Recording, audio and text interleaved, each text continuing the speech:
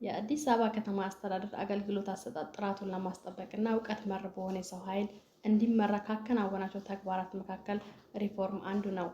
ይህንንም መሰረት በማድረግ ህብረት ስራ ጽሕፈት ቤት ስር የሚገኙ ሸማቾች በተደረገላቸው ሪፎርም አሰራርን በማዘመን ወደ ተሻለ አገልግሎት መጥተዋል።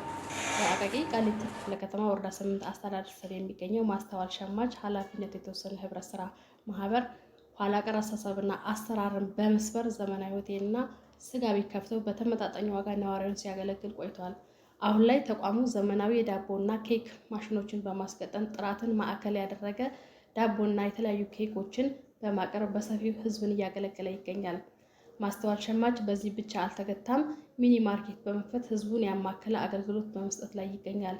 እንደ አጠቃላይ ተቋሙን ስንመለከት የይቻላል መንፈስ የተንጸባረቀበት መልካም ጅማሮ ነው።